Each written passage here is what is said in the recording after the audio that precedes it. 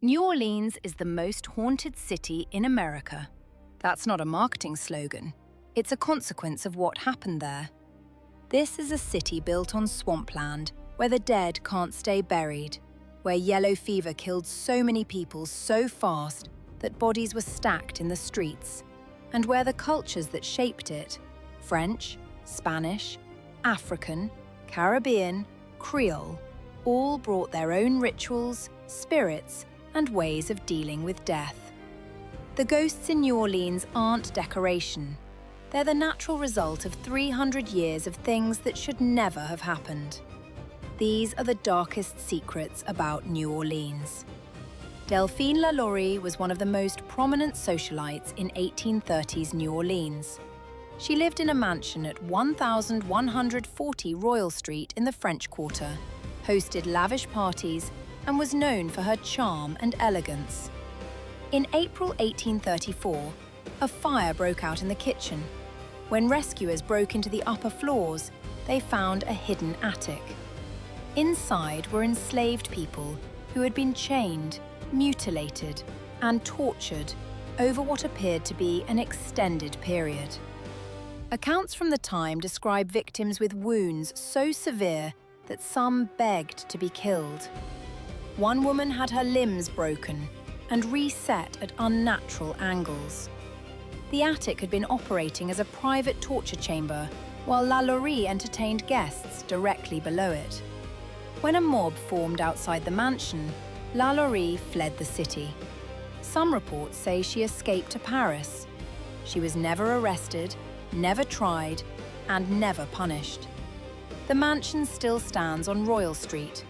It has changed hands multiple times, and nearly every owner has reported disturbances. It is considered one of the most haunted buildings in America, and no one has lived in it for long. Marie Laveau is the most famous figure in the history of New Orleans voodoo. She was born a free woman of color around 1801 and became a hairdresser to wealthy white families in the French Quarter. That job gave her access to the private conversations, secrets, and scandals of the city's elite. She combined that knowledge with her practice of Louisiana voodoo, a spiritual tradition blending West African Vodun, Catholicism, and indigenous practices. People from every level of New Orleans society came to her for help: politicians, businessmen, the desperate, and the powerful. She conducted rituals on the banks of Bayou St. John and at Congo Square. Some came for healing, some came for curses. What made Laveau extraordinary wasn't the magic, it was the information. She knew everyone's secrets, and in a city that ran on secrets, that made her the most powerful person in New Orleans for decades. Her tomb in St. Louis Cemetery No. 1 is still one of the most visited graves in the country. People still leave offerings. In 1918, someone began breaking into homes in New Orleans at night and attacking people with an axe. Over the course of roughly 18 months, the Axeman killed at least 6 people and severely wounded several more. He targeted Italian grocers and their families, entering through panels cut into back doors. No one was ever caught. What made the case legendary was a letter published in the Times-Picayune on March 13, 1919. The writer claimed to be the Axeman and announced that he would visit the city on the night of March 19th, St. Joseph's Day. He said he would spare any home where jazz music was playing. That night, every dance hall in New Orleans was packed. People hosted jazz parties in their living rooms. Bands played on porches and in the streets. Nobody was attacked. The Axeman was never identified, and the killings eventually stopped. The letter remains one of the strangest documents in American criminal history. The Casket Girls arrived in New Orleans in the early 1700s. They were young French women sent by the government to marry colonial settlers, and they got their name from the small chests called cassettes that they carried with them containing their belongings. The chests were taken to the Ursuline convent in the French Quarter for storage, and according to local legend, the nuns nailed the shutters of the third floor shut immediately afterward. The story that grew around the Casket Girls was that the chests didn't hold clothing. They held vampires.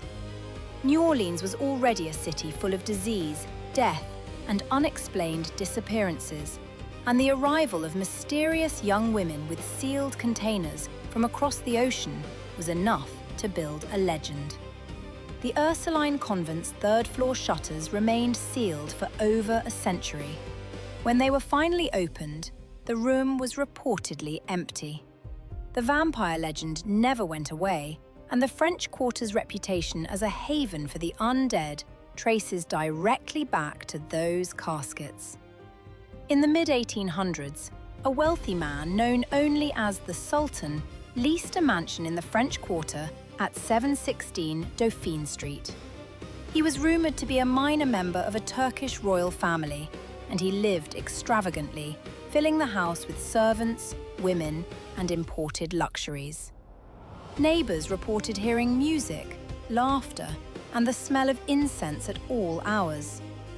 Then, one morning, a passerby noticed blood seeping under the front door. Police found every person inside the mansion had been dismembered. Body parts were scattered through every room. The Sultan himself was found in the courtyard, buried alive, with evidence that he had clawed at the dirt trying to escape. No one was ever charged. The motive was never confirmed, though some historians believe it was a targeted killing ordered by the Sultan's own family. The house still stands on Dauphine Street and has been called one of the most violent, unsolved crimes in the city's history. New Orleans buries its dead above ground. The city sits below sea level, and for most of its history, bodies buried in the earth didn't stay there. Flooding pushed coffins to the surface. Waterlogged remains rose through the mud into streets and yards. The solution was the above-ground tomb, and New Orleans built thousands of them. St. Louis Cemetery No. 1, the oldest in the city, opened in 1789 and contains rows of whitewashed vaults stacked on top of each other. In the summer heat, the tombs function as ovens. The temperature inside a sealed stone vault can exceed 300 degrees, reducing a body to ash within a year. When the tomb is opened for the next burial, the previous remains are pushed to the back. Some family tombs in St. Louis Cemetery hold dozens of generations in the same space. The locals call their cemeteries the cities of the dead. And the name is not poetic. It's accurate. New Orleans didn't become haunted through legend. It became haunted through history.